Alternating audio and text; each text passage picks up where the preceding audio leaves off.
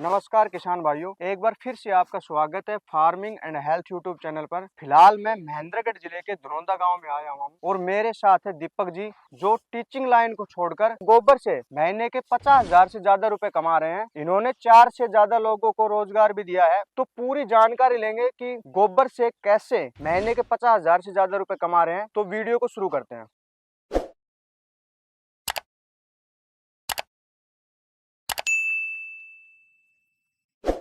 नमस्कार दीपक जी। नमस्कार अमित जी। तो दीपक जी, एक बार आप ना व्यूअर्स को अपना परिचय दीजिए। नमस्कार, मेरा नाम दीपक सिंह है। मैं गांव धनौंदा का रहने वाला हूं जी। और जो जिला है वो मेरा महेंद्रगढ़ पड़ता है। कनीना के पास में मेरा गांव है। तो आप ये बताइए, गोबर से आप क्या तैयार कर रहे हैं? देखिए सर, मैं अगर बताऊं आपको तो गोबर से हम यहाँ पे प्रोसेस करके वर्मी कंपोस्ट तैयार करते हैं। जी। ये यहाँ पे आप जैसा देख पा रहे हो, यहाँ पे लगभग मेरा आधा एकड़ है, जी। उसका मेरा सेटअप है वर्मी कंपोस्ट का, हम्म। जिसको फिलहाल मैं पिछले 5 साल से इसको रन कर रहा हूँ। और मैंने इस काम को बिल्कुल एक लो लेवल से स्टार्ट किया था। अगर थोड़ा सा मैं मेरे बारे में बताऊं तो मैं पीजीटी मैथमेटिक्स हूँ। जी। मैं एक स्कूल में उससे पहले कॉलेज कैडर में पढ़ाता था, और इसको जब मैं स्कूल में पढ़ा रहा था उसके साथ साथ मैंने सिर्फ एक प्रैक्टिस के तौर पे ये देखा कि भाई क्या एक प्रैक्टिकल मैं करके देखूं। तो मैंने छोटी सी प्रैक्टिस करने की कोशिश करी थी, जिसमें मैंने 4 बेड लगाए थे। हम्म। 4 बेड से धीरे धीरे मैं बढ़ाता इसको, आज मैं लेके आया जो मेरा जो ये सेटअप है ये आधे एकड़ का है। और एक अच्छा खासा मैंने जब देखा कि इससे मेरा रेवेन्यू आना शुरू हो गया, हम्म। तो मैंने जो जॉब थी उसको क्विट कर दिया और मैं अब फुल ऑन इसको काम है अपना ये जो है मेरा वर्मी कंपोस्ट का, इस पे कर रहा हूँ मैं। तो वर्मी कंपोस्ट एक बार ये दिखाई, जो प्रोसेस क्या है आपका? ऐसा है सर कि जब हम बात करते हैं वर्मी कंपोस्ट की, जी। वर्मी कंपोस्ट को बनाने के लिए हमें मेनली जो नॉर्मल सी बात है, किसी भी प्रोडक्ट को तैयार करने के लिए कच्चे माल की जरूरत पड़ती हाँ। है। रॉ मटेरियल जो जी। होता है ना, वो हमारा अगर वर्मी कंपोस्ट की हम बात करें तो रॉ मटेरियल के लिए हम यूज करते हैं गोबर को। गोबर की। और वो जो गोबर होता है वो गोबर भी होता है हमारा गाय का गोबर। जी। लेने को हम भैंस का गोबर भी ले सकते हैं, कोई दिक्कत नहीं है। हम्म। और यहाँ तक कि काफी लोग ये बोलते हैं कि भाई सिर्फ गोबर से ही बन सकता है। अगर आप वर्मी कंपोस्ट बनाना चाहते हो तो वर्मी कंपोस्ट आप हर उस चीज से बना सकते हो जो डिकम्पोज हो सकती है। जी। तो सर मैं अभी आपको प्रोसेस दिखाता हूँ कि हमारा किस किस स्टेप से हम काम करते हैं और हमारा जो गोबर है वो गोबर कैसे वर्मी कंपोस्ट में तब्दील हो जाता है। जी। आइए सर मैं आपको दिखाता हूँ। गोबर आता है ना, हाँ हाँ। हम ट्रॉली से गोबर मंगाते हैं। जी। महेंद्रगढ़ गौशाला से आता है, मेरे पास में पड़ती है। और ये जो गोबर मेरा आता है, आप देख पाओगे इसमें मिट्टी की अगर मिलावट की बात करो तो 0% मिट्टी रहती है इसमें। किसी प्रकार की कोई मिट्टी नहीं है। देखो कितना हाँ। शानदार गोबर है। अब इसको क्या है कि जो बाकी जो बेड थे वो हमने तैयार करवा दी, अब सिर्फ ये बचा हुआ है। सबसे पहला प्रोसेस रहेगा गोबर का। जी। गोबर लेके आए हम, हाँ, उस मतलब गोबर को, गोबर आपका प्योर होना चाहिए, हाँ, इसमें पॉलीथीन या मिट्टी या ये कचरा देखो, ना हो, हाँ, कचरा नहीं होना, प्लास्टिक ना हो। प्लास्टिक नहीं होना जी। चाहिए। ऐसी कोई भी चीज हो जो हाँ। कि केचुआ डिक खा नहीं पाता, हाँ, वो। जैसे कि पत्थर हो गया, जी। मेटल हो गया, प्लास्टिक हो गया, हाँ, उसको केचुआ खाएगा नहीं, तो बिल्कुल। वो हमारे लिए यूजफुल नहीं है। हाँ, मतलब तो साफ-सुथरा होना साफ चाहिए सुथरा गोबर होना और चाहिए, ताज़ा भी है। ताजा भी होना चाहिए। हाँ। हम ज्यादा से ज्यादा 15 दिन 20 दिन पुराना जो गोबर होता है ना, जी। उसको ही वर्मी कंपोस्ट बनाने के लिए यूज करते हैं, हुँ, क्योंकि उससे एक बेस्ट क्वालिटी का वर्मी कंपोस्ट अपना तैयार होता है। बिल्कुल। ये गोबर आपको दिख रहा हाँ। है, इस गोबर में किसी प्रकार की कोई मिट्टी नहीं है और ये हुँ। लगभग 15 दिन पुराना गोबर है। जी। पहला प्रोसेस अपना गोबर लेके आने का। हाँ। दूसरा प्रोसेस सर ये रहेगा।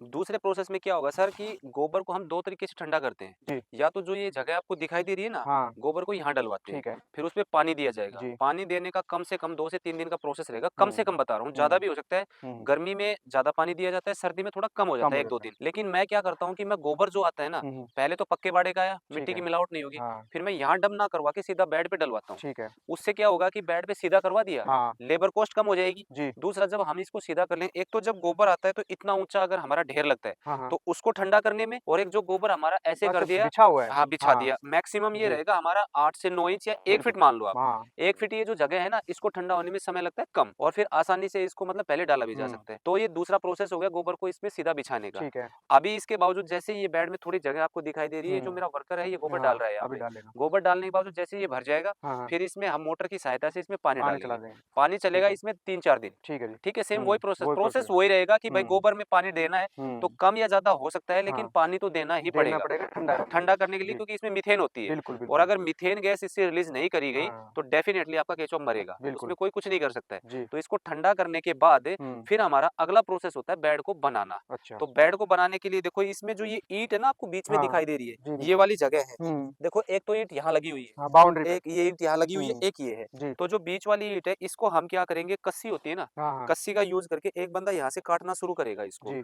गोबर को एक बार इधर डालेगा, एक बार इधर डालेगा, अच्छा, ठीक है, सिर्फ हाँ, रास्ता निकालेगा एक बार। रास्ता। हाँ, रास्ता निकाल के ठीक फिर है। हमारे पास दताली होती है। हाँ, हाँ। दताली से क्या करते हैं, इसको राउंड दे देंगे हम। हुँ, तो राउंड देने के बावजूद ये जो बेड है हमारा कुछ ऐसा दिखाई देगा ये, जी। मतलब गोलाई होगी ना, कबरनुमा बोलते हैं इसको। कबरनुमा हो गया।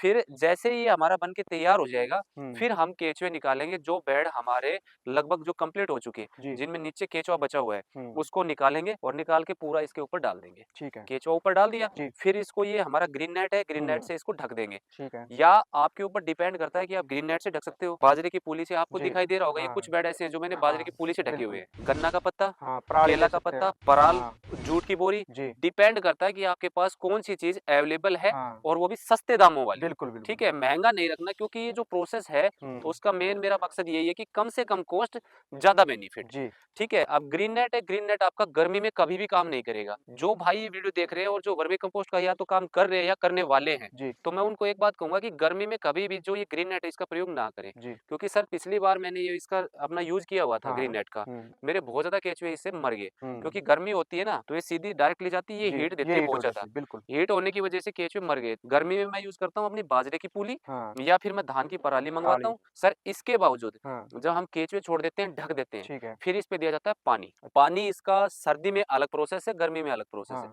प्रोसेस तो सेम रहेगा, पर कहने का मतलब गर्मी में आपको डेली पानी देना पड़ेगा, ठीक है, और सर्दी के अंदर जी, आप आज आपने अच्छे से पानी दे दिया, जैसे जी, पहले दिन खूब अच्छे से पानी दे दिया, तो हम्म, हो सकता है 15 दिन आपको जरूरत ना पड़े। जरूरत ना, तो क्योंकि मॉइस्चर चेक करते रहना हाँ, पड़ेगा, चेक करो, वेपोरेट होगा नहीं। हाँ, वेपोरेट नहीं होगा तो केंचुए को अपनी जितनी रिक्वायरमेंट है उतना मिल रहा है, तो बिल्कुल, हम उसमें पानी नहीं देंगे। कि गर्मी में पानी जितना हो सके उतना ज्यादा पानी दें, सर्दी में थोड़ा बहुत चल जाता है। जी, और जैसे ही हम पानी देंगे और सारा काम इसका चलता रहेगा, बेड को लगाए हुए लगभग 45 से 50 दिन हो जाते हैं, उसके बावजूद ऊपर की जो लेयर है हम्म, वो बिल्कुल चाय पत्ती की जैसी हो जाती हम्म, है। चाय पत्ती हो या तंबाकू हो, बिल्कुल बिल्कुल, ऐसा दिखाई देता है। हाँ, तो है, फिर हम क्या करेंगे, उसको जो ऊपर का हिस्सा है उसको उतारेंगे। उतारने के लिए हम पानी देना बंद कर देते हैं। ठीक है, 3-4 दिन पानी देना बंद किया, और जो हमारे पास एक इस टाइप का हाँ, खुदाल है, जी, उसको खुदाल से खोद देंगे, हुँ, और खोदने के बाद फिर उसको हम छोड़ देंगे। और फिर क्या होगा कि जैसे धूप लगेगी या हुँ, जैसे हवा लगती है ना, हाँ, हाँ, तो केंचुआ नीचे चला नीचे जाता चला है जाता नमी है, की वजह से, बिल्कुल, भाई नमी सूख गई। हाँ, और दूसरा जब वो खुदाल मारेंगे तो डर के भी नीचे चला जाता हुँ, है। फिर उसको इकट्ठा करेंगे, इकट्ठा करके उसको हम या तो पैकेट में डालेंगे, जैसे अपना कट्टा हो गया, जी, या परात में डालेंगे, हुँ, और फिर जो हमारी मशीन है हाँ, उस मशीन के अंदर ले जाके डालेंगे, और फिर वो छनाई करेगा। छनाई करने के बावजूद बढ़िया जो क्वालिटी है वो वर्मी कंपोस्ट की एक साइड में आ जाती है, हल्का फुल्का कच्चा रह जाता है जी, कई बार, ठीक है, या मोटे डले रह जाते हैं, वो हुँ, एक साइड में रह जाते हैं। उसको उठा के हम वापस से बेड के अंदर बेड के डाल अंदर, देंगे, और फिर बेड पे डालने के बाद हुँ, और फिर उसमें पानी देंगे, तो वो वापस से अपना वैसा ही वर्मी कंपोस्ट में तब्दील हो जाता है। जी। तो दीपक जी एक बार ये बताइए हाँ जो जी, आप केचुए हैं हाँ इनकी ये जी। कौन-सी प्रजाति के हैं? सर ये केचुए है वो हमारी ऑस्ट्रेलियन ब्रीड। जी, चलो मैं आपको दिखाता हूँ जी, केचुए। सर बताया था ना आपको कि हुँ, ऊपर की जो लेयर है, जी, अब ये देखो खाद जो हाँ, है हमारा कितना भुरभुरा हो रहा है। हुँ, आप बिल्कुल, इसको सूंघ के देखो, हुँ, ऐसे सूंघो किसी प्रकार की कोई ना स्मेल कोई नहीं स्मेल आएगी। नहीं, इसको हुँ, अगर नॉर्मल देखा जाए तो ब्लैक गोल्ड बोलते हैं, जी, जी, काला सोना। जी, अगर किसी भी फसल में डालोगे ना तो बिल्कुल, रिजल्ट अलग ही रहता है। हुँ, सर बिल्कुल आपको ये दिखाई दे रहा है, मेरे पीछे मैं आपको दिखाऊंगा, हुँ, उस साइड में हम चलेंगे तब। हुँ, गेहूं लगा रखा है जो कि मैं पिछले 3 साल से लगा रहा हूँ इसी का बिल्कुल, प्रयोग करके, हुँ, जिसका रिजल्ट बहुत शानदार है। अभी हम केचुए के बारे में बात कर रहे थे, तो मैं आपको केचुए दिखाता हूँ कि जी, कैसे हम केचुए को निकालते हैं और कौन सा केचुआ हम यूज करते हैं। जी, सर ये अपनी वेराइटी ऑस्ट्रेलियन ब्रीड है, हुँ, हुँ, ठीक है।